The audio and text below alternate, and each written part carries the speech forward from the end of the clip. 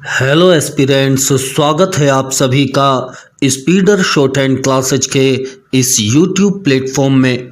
दोस्तों, आज के डिक्टेशन लगभग 85 शब्द प्रति मिनट की गति से 6 मिनट की होगी, जो कि निबंधमाला के एक निबंध पर आधारित है।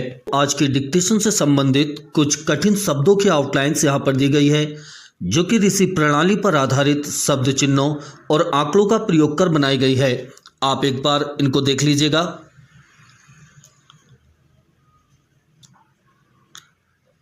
आप अगर चाहें तो डिक्टेशन लिखने से पहले इनकी प्रैक्टिस कर सकते हैं और उसके बाद आप डिक्टेशन लिख सकते हैं, या फिर आप डिक्टेशन लिखने के बाद भी इनको एक बार देख सकते हैं। अभी आप रेडी हो जाइएगा डिक्टेशन लिखने के लिए 5 सेकंड में।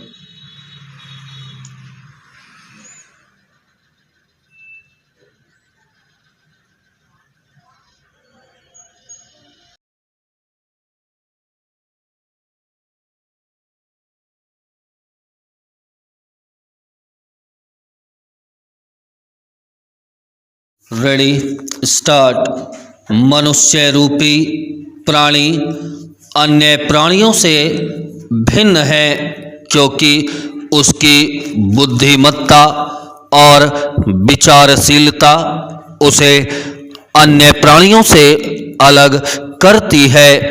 वह विचार मंथन करने, समस्याओं का समाधान करने और नए विचार विकसित करने में सक्षम हैं। वह अपनी भावनाओं को व्यक्त करने और समाज में सहयोग करने के लिए भाषा का उपयोग करता है। सामाजिक रूप से भी मनुष्य समुदाय के साथ बातचीत कर सकता है और सामाजिक संबंधों को बढ़ावा दे सकता है। उसकी आध्यात्मिकता और धार्मिकता उसे नैतिकता और बुनियादी बातों को समझने में सक्षम बनाती है। ब्रह्मचेंज। मनुष्य अपनी साधारण और भौतिक समस्याओं के साथ साथ आदर्शों और रचनात्मकता की खोज में भी लगा हुआ है। इन्हीं विशेषताओं के कारण मनुष्य समाज में ऊंचा स्थान रखता है और विकास का प्रतीक माना जाता है। अतः स्पष्ट है कि मनुष्य ईश्वर की सर्वोत्तम रचना है, जो बहुत अनमोल है और हमें इसे व्यर्थ नहीं करना चाहिए। जब तक हम इस धरती पर हैं, हमें अपने लक्ष्यों और उद्देश्यों को पूरा करने के लिए हमेशा कड़ी मेहनत करनी चाहिए। ब्रह्मचेंज। हमें अपने उद्देश्यों से विचलित नहीं होना चाहिए। सिर्फ बैठे रहने और सपने देखने से चीज़ें सफल नहीं होती। इसके लिए हमें कर्म करना होगा। यहाँ उपर्युक्त कथन जो अंदर देखता है वह जागता है, और जो बाहर देखता है वह स्वप्न देखता है का वास्तविक अर्थ है। जो व्यक्ति अपनी आंतरिक शक्ति को पहचानकर अपने लक्ष्य की प्राप्ति के लिए कर्मठ होता है, वह वास्तविक रूप से जागा हुआ होता है। परंतु जो व्यक्ति बाहरी दुनिया की चकाचौंध को देखकर अपने लक्ष्य को भूलकर बाहरी दुनिया में खो जाता है, वह व्यक्ति वास्तविकता को छोड़कर सपनों की दुनिया में जीने लगता है। ब्रह्मचेंज।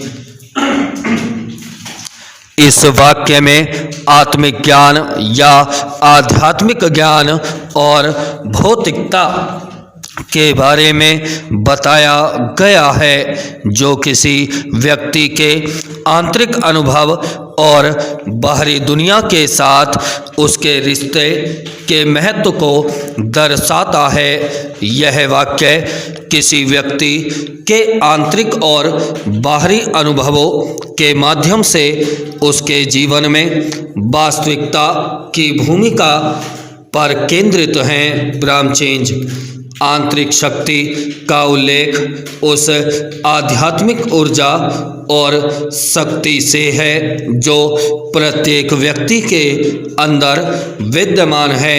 यह शक्ति उसकी आत्मा से जुड़ती है और उसे उसके लक्ष्य की ओर ले जाती है। यदि कोई व्यक्ति अपनी आंतरिक शक्ति को पहचान कर उसे अपने कार्यों में उपयोग करता है तो वह अपने जीवन में संतुलन, समृद्धि और सफलता प्राप्त करता है। अर्थात जो व्यक्ति अपनी आंतरिक शक्ति को पहचान कर अपने जीवन के वास्तविक उद्देश्यों को जान लेता है तो वह अपने लक्ष्य की प्राप्ति हेतु सदैव तत्पर और कर्मठ रहता है। अपने जीवन के लक्ष्य को पाने के लिए वह दिन रात एक करता है। उसका मन एकाग्रचित होकर अपने लक्ष्य की प्राप्ति के लिए उत्सुक रहता है। उसका मन बाहर की चकाचौंध देखकर भी विचलित नहीं होता है। ब्रह्मचेंज भारतीय तत्व चिंतकों एवं ऋषि मुनियों का मानना है कि धन, पत्नी, बच्चे आदि प्राप्त करना जीवन का उद्देश्य नहीं है।